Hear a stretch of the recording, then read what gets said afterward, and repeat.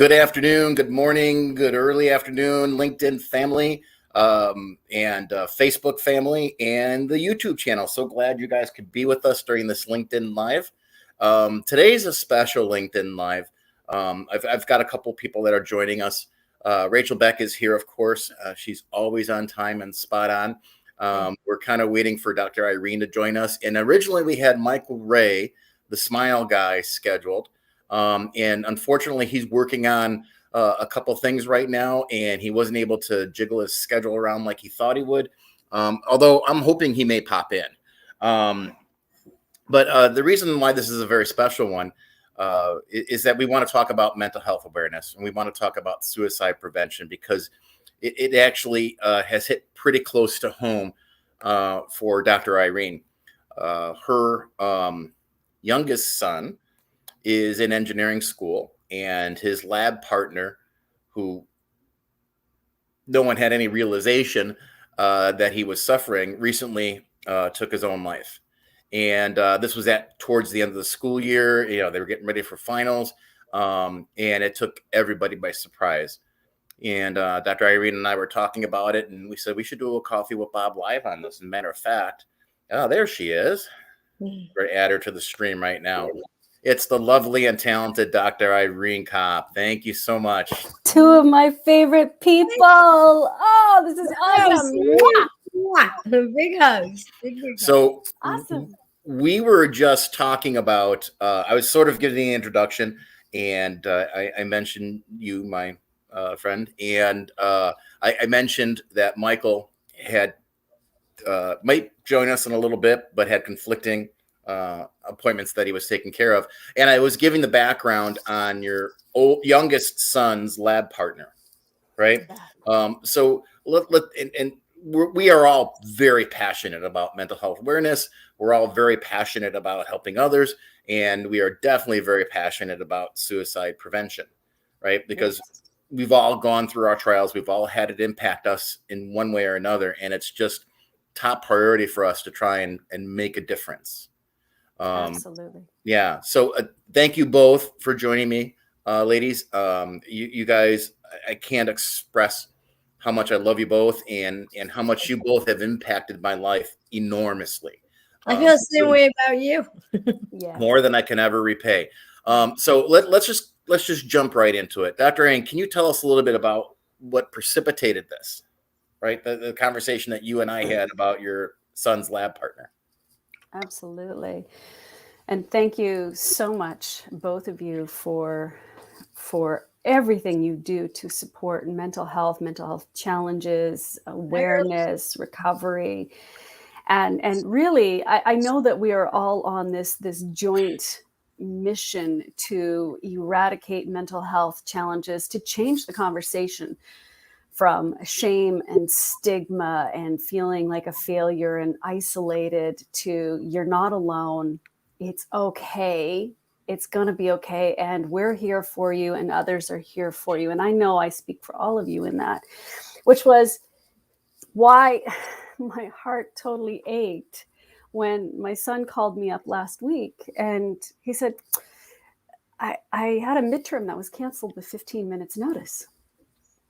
And, that just never happens, right? It has to be like, hell freezing over almost before that happens. It's like, so that automatically made me go, what happened? And he goes, my lab partner, my friend, just completed suicide. And as I said, my heart just ached. Not only ached for his family, ached for him, what he was going through. And my son's very intuitive. If he ever chose to, he could be a healer.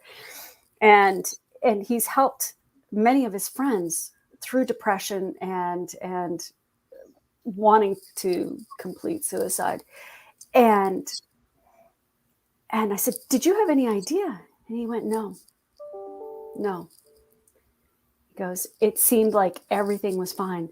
This young man was months away from graduating from an engineering degree from one of the best schools in the world. I mean, he'd already been through all the hard stuff, right? And my son didn't know the background. I certainly don't know the background. So I can't say why it happened. And yet, just the fact that it happened at all. And then my son just about made me cry because he said, Mom, this is why your message is needed so much now. This is why your programs are needed. Thank you for all you're doing. This is my 23-year-old saying this. And it just, like, I'm tearing up even now, just thinking of it. And it just really lit the fire under me even more that we must, again, any person's life that we can save, whether it's a young person or an adult or somebody our age, it doesn't need to be that way. Mm-hmm. And so it was like, just let's get the message out even more. Let's change this conversation. Understand that we don't know. And Rachel, I know you say this all the time. We never know what others are going through. And especially when there's such a shame and stigma around mental health challenges, Mm-hmm. that they may very well be hiding it and soldiering on and trying to put a good face on, a mask on. And it's that being kind. I know you talk about that all the time, and really just letting people know, you know what? I'm here for you. Yeah. Yeah. Well, and that's, so, a lot of people ask me about, One Connection, the hashtag that I've been pushing for a couple of years now, actually. And that only takes one connection. And the reason I like that, and I put that banner up there, I'll put it back here. And the reason I like saying this to people, because it's not just about connecting for a job. It's not about connecting to growing your business. It's also about having that human connection that could make the difference, right? All it takes is an act of kindness from one person to change the trajectory of a life, right? That one act of kindness, that one smile that you give, that one pat on the back that you give, could change the entire path of that particular person, because you never know what's going on, right? And I think as a society, we've all gotten so good at burying those types of feelings so far down that even professionals like yourself, doctor, have a hard time seeing it, or maybe may not recognize it right away without getting to know that person first. And I know Rachel, you've done a lot of that. I mean, you reach out to people constantly. You preach kindness constantly. You preach supportiveness constantly. And that's one of the things why I love, I love finding you. There's reasons why. I have two friends whose children killed themselves this year. Two very different tragic situations. And people are holding on by a thread. That's the reality right now. That's what's going on. And what they're missing is that social media is a huge responsibility. Mm-hmm. I can give you examples how people fail. I run around, look at, my friend's post. I had saw a post a couple months back where someone just said, today's the last day of my life. And I knew who the person was. And I immediately jumped. The person whose post it was didn't even respond, which was just not okay. I always tell people, read your comment section. People are reaching out. And I wrote them and I had a conversation with them. I said, listen, what's going on? Do you need a doctor? Do you need EMT? What do you need? And his answer was, I just needed someone to see me. I barely slept that night, and he wrote, Rach, I'm here. I'm still here. I've seen that twice. I'll wake up to, I've woken up in direct messages where someone said, today's the last day of my life.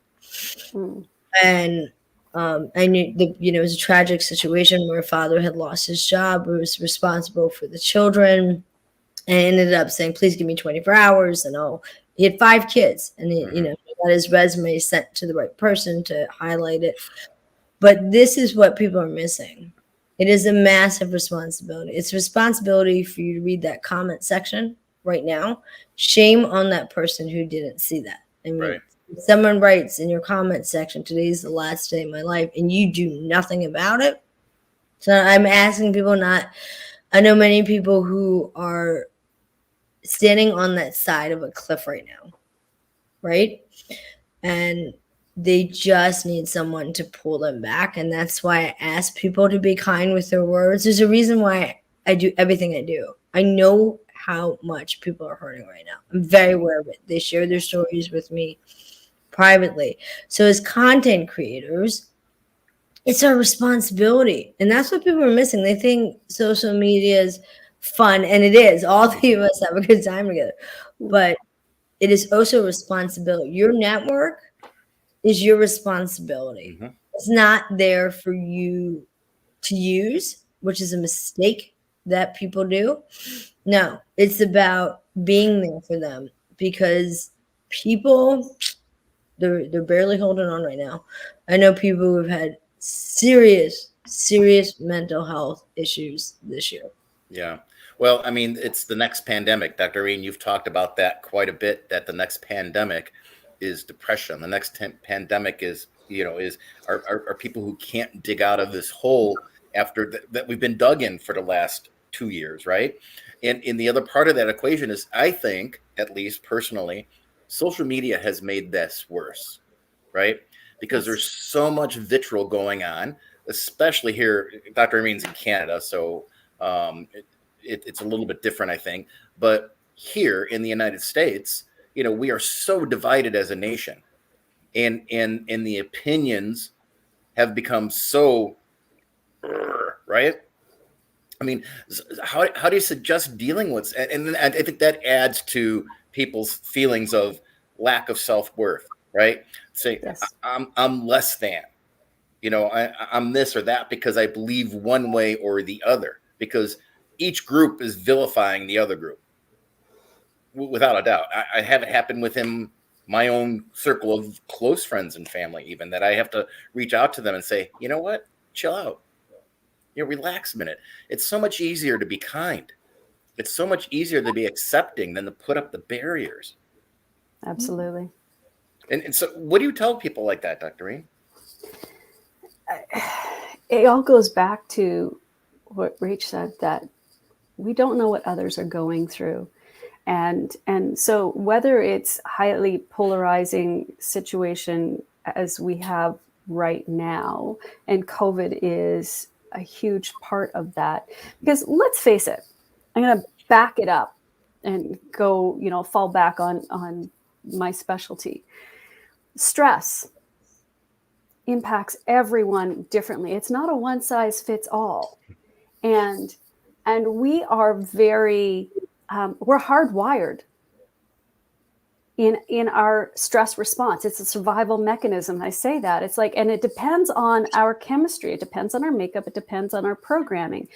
Just like a gazelle is programmed and hardwired to run away from danger, a honey badger says, let's go at it. Fight or flight. Yeah. Fight or flight.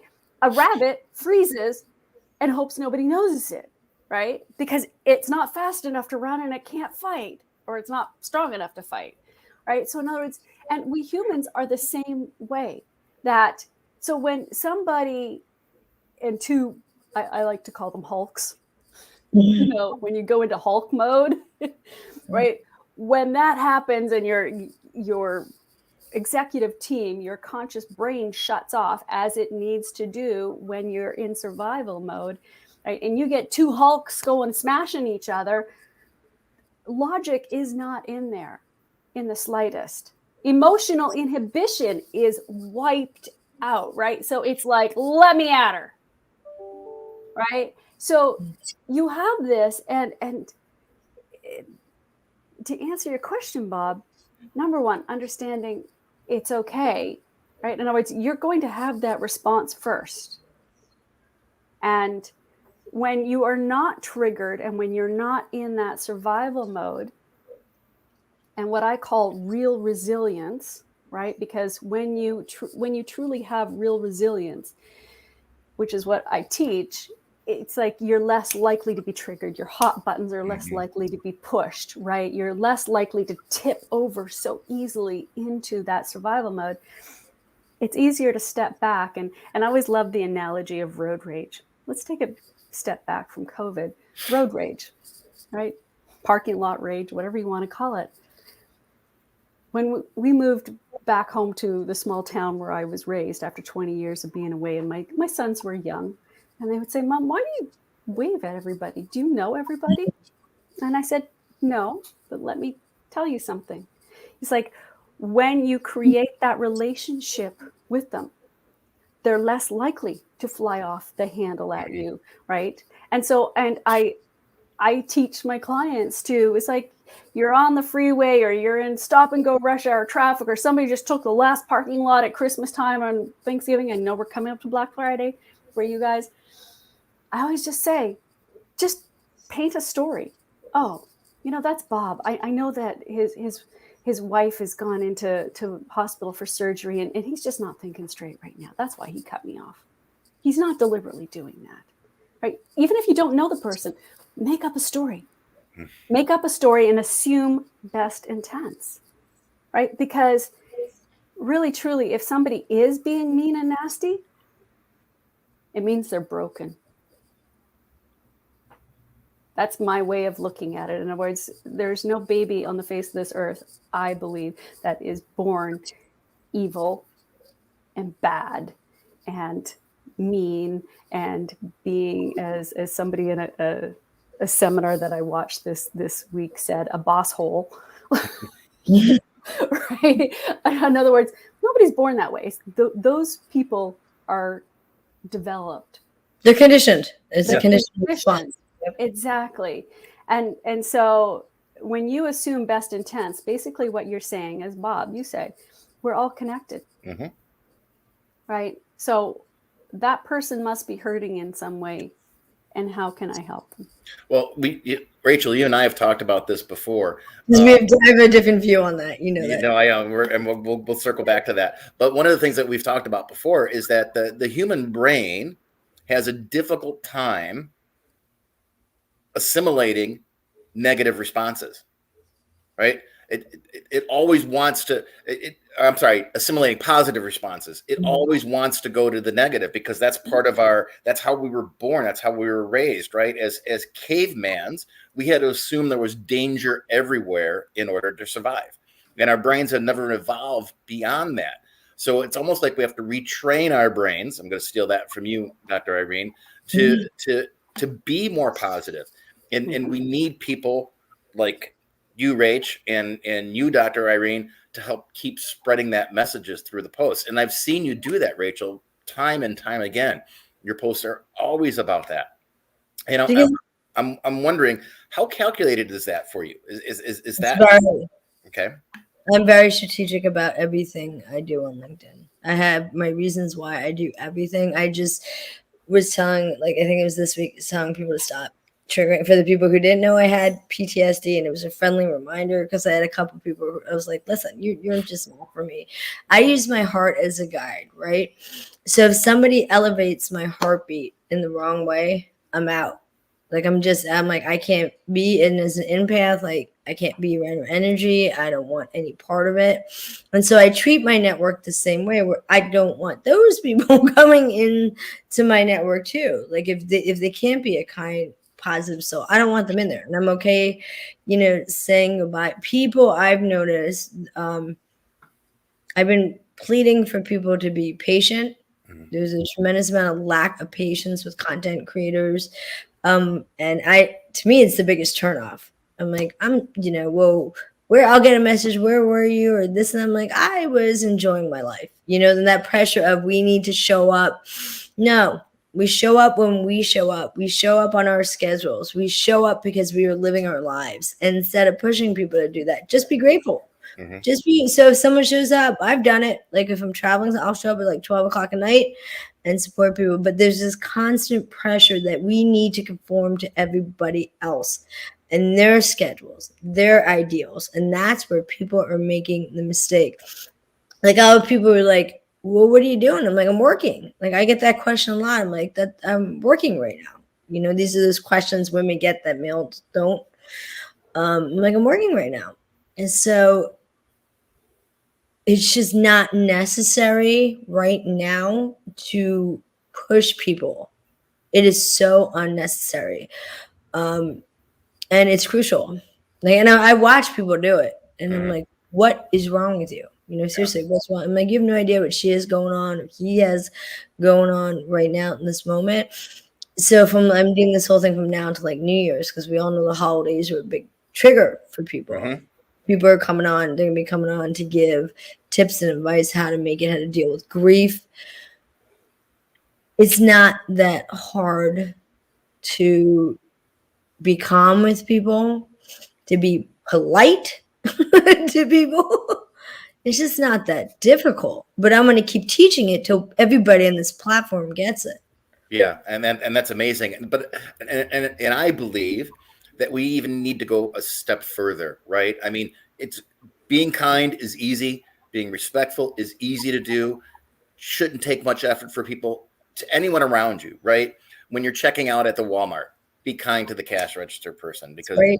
you don't know how struggling they are. Or the person when you walk into the store says, "Hey, put your face mask on." Instead of getting all triggered that they're asking you to do that, thank you for that reminder. That's okay. And I think that's all stuff that we have to do, but we also have to be very willing to reach out to people too, not react. I mean, reacting is great, react in a positive way, but we need to reach out to people. Hey, how you doing? How's it going? I do this with my team members in my regular 8 to 9 job. How you guys doing today? How are you handling up? I mean, I make sure I touch base with them every single day. If not on a Zoom, through a text, or I give them a phone call right away just to hear their voice, because texting is great. I love it. That's like the new way of communicating and everything, but you never know how they're really feeling in a text. What I like about Zoom is I can look in their eyes. I can see how they're reacting. I can see how their face is going. Or if I call them on the phone, I can hear their voice and hear the stress, what's going on. And then that's our jobs, right, as fellow human beings, to say, how's it going? What can I help you with? Really wait for the response. Right. Like, the people who run by, like, how, because I check in with my friends, that, Bob, like, what's going on, Bob? How you doing? But not even run by, like, how are you doing? No, there's a reason why I even write in my post, good morning. It's like, hi, how are you? I see you. Good morning. So it's not like the run by and then, hey, Jonathan, how are you? Hey, Jonathan. Jonathan yesterday, he checked in with me, and I checked in with him. So that's some people are missing too. Like, when people ask me to do something and they haven't even like said hello, like, how are you? How are you doing today? I'm like, that's interesting. So etiquette, that's the other thing we're all working on. And I don't even like. I'm big on please, thank you, you're welcome. Not that I don't even go back to post. So if I show up and I write something on Irene's post or your post, and Bob always goes, Rach, thank you so much. Thank you for your time. That is just common decency. You do the same thing. You do the same thing, and I do when people show up on my post. It's just it's common decency, and so we can feel that energy of the people pushing us and pushing us and pushing us to the point that we just go, you're not for me. Yeah. And so I'm going to bring it back to Dr. Irene now, and it's going to sound like a commercial for your trainings, but it's not. It's really not. So I've done her program, which is why she and I have developed a really great relationship and why I love her to death. And aside from the benefits that I received physically from the program, it also taught me to be a more emotionally available to people, right? And to understand better what they're going through, because it helped me with my own awareness, right? So talk about that a little bit, Dr. Irene. I mean, because I think that's important when you're trying to recognize what's going on in other people. Absolutely. And I loved that you took the program and benefited so much. And that he gives me this big head. I'm your acolyte. I'm like, oh my Lord. He's like, I'm not going to be able to fit through the door soon. And it's a no-brainer to me when I see that, because number one, everything I do, I created to help others because my family and I needed it. Your message, your message. True confessions. Everything I create, I've needed it first. Right? I'm not some holier than thou that says thou shalt do this. It's like I learned the hard way, and because I refused to take no for an answer. And when it came to helping my family rehabilitate, and I'm just having a squirrel moment reading Jonathan's Yeah, me too. I was looking too. I'm Yeah. like, Daddy stopped us in our tracks, buddy. Sorry. Right. And sorry, that was a squirrel moment. I know. And so the program that you took, the Retrain Your Brain boot camp, is all about that. I teach about the 5-step stress to success shift blueprint, and a pillar of that is the Retrain Your Brain. Why? Because the 4 biggest blocks, in fact, I believe they're like all the blocks, everything else can go under them, is what stops us from succeeding. And when I talk about success, it's success in all areas of our life. Yes, career and wealth, but it's also your health and energy, your personal relationships, your personal life even, right? Because you cannot truly have success in one area without the other. And so these blocks are trauma. And Rachel, you and I have talked about that. Our programming, we've already been talking about that here, our faulty programming that may have helped us at one point, served to keep us alive, possibly even, but it doesn't help us thrive and succeed. And then it's our fears, as well as, and probably most importantly, where are we running the victim sabotage programming? And I always say to my clients, and I had to learn this the hard way myself, it's not, are you being the victim in some area of your life? It's, where are you? Because if you are not at least an 8 out of 10 in all of the areas of what you want in your life, you are sabotaging yourself and blocking yourself in some way, shape, or form. And when I say victim, it's where have you given up control and you feel out of control, you feel powerless, and you're running that broken record of whether it's poor me, or I don't have enough support, or I'm the overachiever and I'm too busy, or like it can show up in so many different ways. And part of that is when you're in victim, you're inward facing. You're not looking at your relationships with others. It's all about, how am I going to be hurt? And pardon my language, I'm a farmer. How am I going to be screwed with this, right? Versus outward facing and going, how can I help that other person? How can I make somebody else's day better without thinking about what's in it for me? Right. Yeah. That's That's the big it key. right there. And that's the biggest mistake people make on this platform. Yep. Take. They take from the point that you have nothing left to give them. Mm-hmm. You disappear, you detach from that person. That's why I'm always asking people, saying that we need more givers on this platform and less takers. To me, the takers is the biggest turnoff.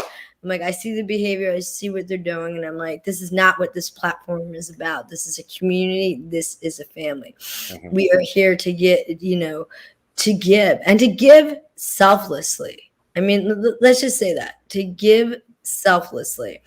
And that is crucial right now, because exactly what Dr. Irene's saying, like, we need those people. We need those people right now. We need those people who are going to reach those souls that are hurting in this moment and that have been hurting. And so when I see like the selfish behavior, I'm like, I have no love for you. And you're just not, we need people who are taking this world forwards daily, that are trying to do that. So yeah, it's definitely comes down to this form of selfish behavior. And honestly, I'll be honest with you, the selfish people don't succeed on this platform. And I'll tell you why. Because of it being a community. Mm-hmm.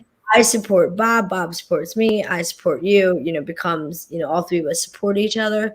So if you're a selfish person and you don't give back and you don't support other people, guess what? No one's going to support you. Right. This is the way it's going to come down to. Yeah. Absolutely. And I'd like to just jump in and say, it's important for us givers, right? Because we can give until we're bled dry. That if anything, we actually need to be a little bit more selfish and put up those healthy boundaries. And you said the perfect thing is, we can't allow people to bleed us dry. Right. And Yeah. Healthy boundaries. Absolutely the not. three of us do not do that. Like I can tell if, the vampire that's coming, sucking everything out, wants to pull everything out of you, right? Mhm. Those are not your true friends. Let's Right. just say those are not your true friends. If your friend becomes a trigger for you, guess what? You're not a real freaking friend. I would never do it to Bob. I would never do it to you. No friendship should be a trigger for another human being. Mm-hmm. And that's a mistake I see that people are doing right now. Yeah. One of my friends, his grandmother called it "don't crap where you sleep." Exactly. Right. So whether it's in a marriage or whether it's in other words, we tend to hurt the people that we love the most because we take them for granted. Right. Right. And the reality is those are the ones that we need to treat like gold. Yep. Right? They don't get that. And that's why we try to educate them, and we try to say, that's why I close every week with I'm grateful and I'm appreciative, because I feel that way. And I always want to close Friday on my post saying I'm grateful and appreciative. Yeah. That's another mistake people make. And that's why in my posts I push gratitude all the Yes, time. I right? love that you do that. Because it's so important. I mean, if no matter how you're feeling, right? Especially if you're feeling down, and if you're feeling a little worthless, if you're feeling like things are stacked against you, just practicing the simple steps of writing down 5 things you're grateful for at the end of the day, I guarantee you it's going to change you by the end of that week, right? Because you begin to realize all the great things that are around you. I mean, everything can't be black. And trust me, at one point, a lot of years ago, I felt that way. I was in a pit years ago, years and years ago. I was in a pit to the point where I was contemplating ending my life. And I had a friend who gave me a gratitude journal and said, before you do anything, start filling this out. And I did, and never looked back. And it just helps so much, because you begin to realize, hey, it's not that dark. There's light at the end of these tunnels here, right? You got kids, you've got great pets, you've got a roof over your head, you have food on the table. There are things to be grateful for. Now, don't get me wrong, there are things that need to be fixed too, and you have to, but once you're grateful for the things that you're grateful for, it's much easier to fix what you're not. Isn't that right, Dr. Irene? Absolutely. It's one of the first things, and I, like you guys, I did a post on that this week myself. And it's such a simple and powerful exercise. And if I'm talking to a client and they say, I don't have anything to be grateful for, I'm like, number one, you're lying. Yes, you're lying to yourself. In other words, if you are in North America or in Europe, in the developed world, you can draw it right back to the most general level. I'm so grateful that I have clean air to breathe. Mm-hmm. I'm so grateful I have clean water. I'm so grateful I have food. I'm so grateful that I have a comfortable home that keeps me dry and safe. I'm so grateful for the trees that give us oxygen. I'm so grateful that the sun is still like not in supernova or whatever it is, and our atmosphere is the perfect temperature for us to survive. I mean, always go to like the most basic levels and then pull it in from there. And when I work with my clients, I'll actually say that, like, if somebody is being that trigger for them, mm-hmm. right? Because let's face it, when we've been traumatized, we can see how we can be triggered and project when the person may not even mean it, or they may not. In other words, we may see threat where it really isn't. That's the PTSD that Rachel's talking about. And so again, I'll use the gratitude for them, and I'll say, tell me one good thing about that person or that experience. Well, I can't think of anything. Okay, well, number one, that's victim. To become the shift from the victim to the hero of your story, you can at least choose that I'm going to use this experience to learn and to grow. and to help others and to give value in some way, shape, or form. I don't even need to know how, but there's always something that you can be grateful for. I'm not saying, and I talk about forgiveness, and I'm not talking about forgiving somebody for their sake. I'm talking about forgiving for your sake, for your health, for your well-being, and pulling it back. So, and gratitude is the very first step of that. Yeah. And so to me, gratitude permeates everything, and it's the fastest way out of victim. Yep.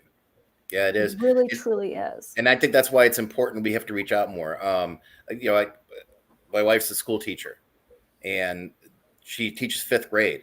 She had a 5th grader recently say that she was considering suicide. 5th grader, because the kids are missing that connection because they're all in mass now. They're all 6 feet apart in their desks, and they're in their own little bubbles. And in that moment, she took her mask down, gave the child a hug, and said, "We're going to get through this, honey, together." I mean, and I think as fellow human beings here on social media, and even when we're out there in the street, we have to realize that people right now are in their own little isolated bubbles, and we can't be afraid to reach out to them. We've got to stop being in these isolated bubbles. We have to start reaching out because, again, taking it all back to the very beginning, you just don't know what the other person is going through. And it takes so little to reach out and be kind. I can tell you there's a lot of people right now. Imagine a frozen lake, right? You live in Chicago and you live in Canada, right? Mm-hmm. There are many people who are like about to take this step on that frozen lake, and it's the cracks are coming, right? All these cracks are across that ice. That's how many people are right now. Mm-hmm. So as they keep on, they take these baby steps that they're so terrified to do, but that glass is always cracked underneath them.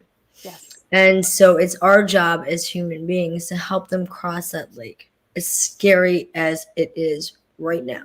Yep, absolutely. Absolutely. And we between, 3 of us and our combined networks, think about how many people that is. And if they went out and they actually made a conscious choice to say, "How are you doing today? Can I do anything for you?" That's when I get frustrated when people send me, they block my DM and stuff. I'm like, listen, please don't do this, because I'll wake up and say, "Rach, I really need a friend today," or it's not like serious stuff like will be sent to me in DMs. So when people are like sending me nonsense, I'm like, I can't do this. I'm looking for the people, those souls who they need somebody. Yes. Mm-hmm. And sincerely checking with people. I do that. I have 4 people in my life that I check in with. And it doesn't take that long. Bob, you were talking about texting, but we can jump on FaceTime, jump on a Zoom. There really is no excuse not to check in with a human being. What's that? And be sincere about it. To be sincere, WhatsApp, right? I'll send you a message like, "Hey, Irene, what's going on?" Rach sends me these beautiful voice messages on WhatsApp. I love you so much. It is. What's going on? Having a good day? Totally random. It's just like, that just made my day. It brought a smile to my face. And sometimes, like 1 in the morning, I'm like, "Irene, what's going on?" Hopefully by then I'm sleeping. Sometimes you never know. Yes. But it's about like reaching out in so many different ways. If I can put a plug in here, and it's not even for my programs, after what happened with my son's friend and the suicide last week, as I said, it just lit a fire under me. And so for all of our teachers out there, our professors out there, please, if you have contact with a group of people, I will come talk to your organization for free. I just want to get the message out there and start giving the tools that are needed to give them that real resiliency. And kids, high school students, university students, corporations, I don't care. Just whoever wants this information for their people, please reach out, because I want to be that one connection, as Bob says, that may save somebody's life that's in the audience, whether it's on Zoom. It'll probably be on Zoom for quite a while, but the point is, I want to be that one person. And if I can save one family, and I know you guys feel the same way, then It's I our know I will have been responsibility. successful. And I still want to save way more. Yep. It's a responsibility as a human being. I mean, Yeah, it's just it is. now it's our responsibilities as human beings to do. You know, when people say, "Well, what can I do in the pandemic?" I'm like, get out there. You know, I had people who write, "Rachel, I just need a friend." Right? It will come up and someone will say in the comment section, "I'm really alone," and they'll say, "I have no friends." And I'll immediately jump in and go, "Guess what? Now you do." You know, so people, you know, they have that security, and that's part of it. Is it takes, you know, just look. You know, is someone saying like this person, and then people say, "Hey, you know, nice to meet you," and you know, we're happy to be friends with you, and that's huge. Yes. That's It huge. is. It is. Well, on those two very last lovely notes, I wanted to let you guys know that I appreciate you so much. I love you guys to death. Love you too. And none of this can happen. This kind of conversation can't happen without both of you being on board. So thank you so very much. Love you both. If you all you aren't too. connected or following Dr. Irene Cop or Rachel Beck, you really need to. The content they produce every day is so uplifting, and it's actionable, which is what I love too. These two folks here will definitely change your life. So thank you so much for being on this live show. I really People appreciate need to follow Bob and Dr. Yes, follow Bob if Follow Bob you and Dr. aren't already. Yes. it. So thank you guys. Have yourselves a great day.